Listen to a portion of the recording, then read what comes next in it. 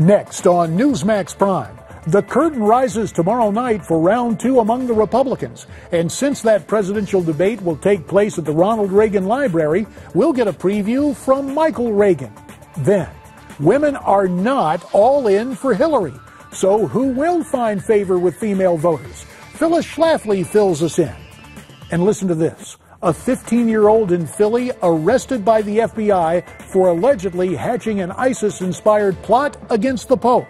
General Michael Hayden has tonight's intelligence brief as Newsmax Prime starts right now.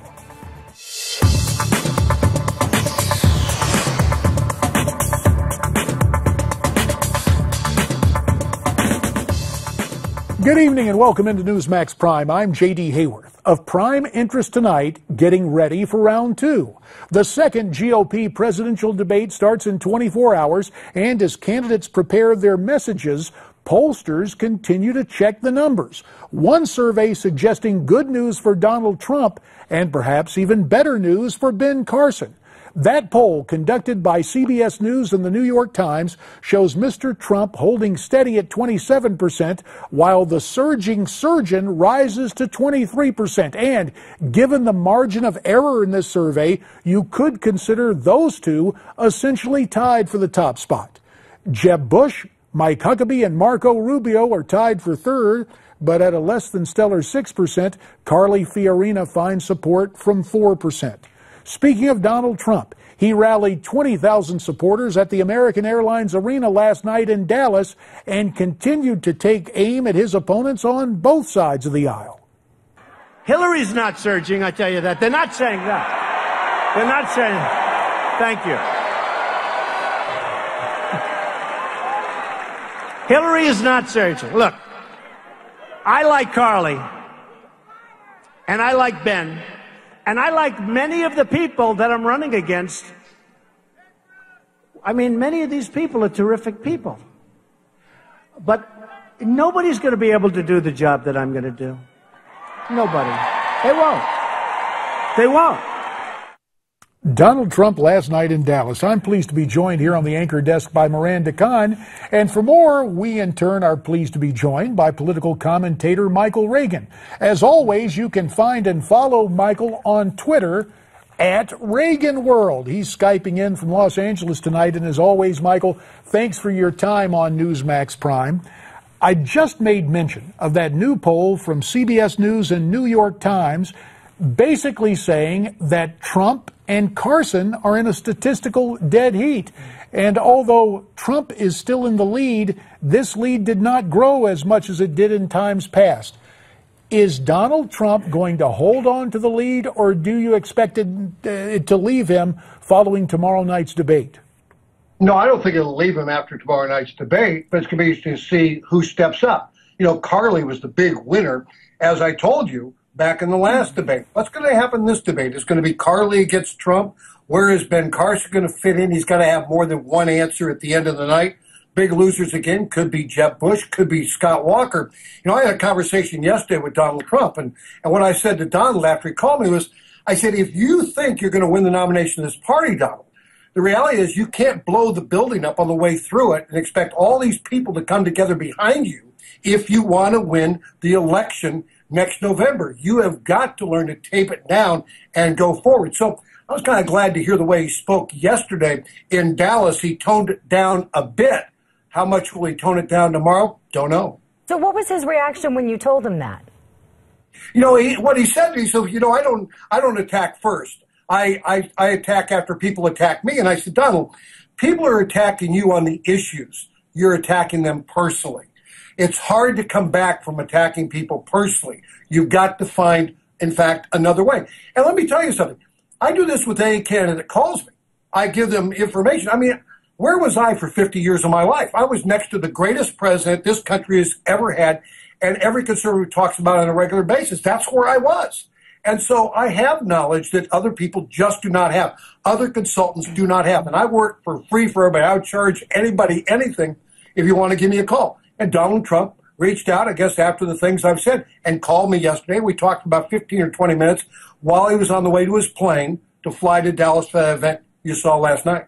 So it's always good when people call and listen. That's a sign of leadership, Michael. That's the difference in this. In the political world, if you listen, you win. If you don't listen, the ash heap of history. Well, listen is the key word, because on this program last night, pollster John Zogby was again here, and again he was reiterating his outlook in terms of Trump and the others. Let's listen to what Mr. Zogby had to say, then we'd like to get your reaction.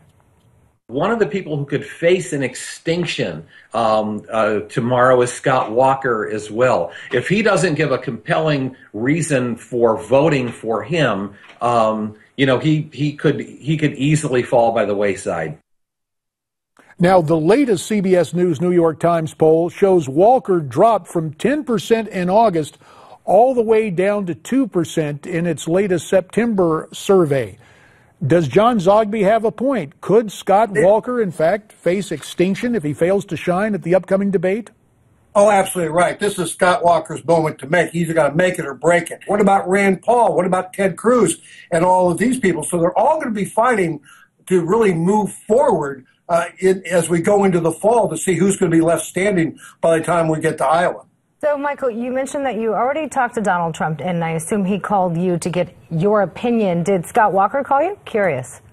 It's really interesting. The Scott Walker people, they keep on calling me, but Scott Walker's never on the phone. I met and talked with people from the Ted Cruz campaign, and I said, Ted's got to quit being the attorney.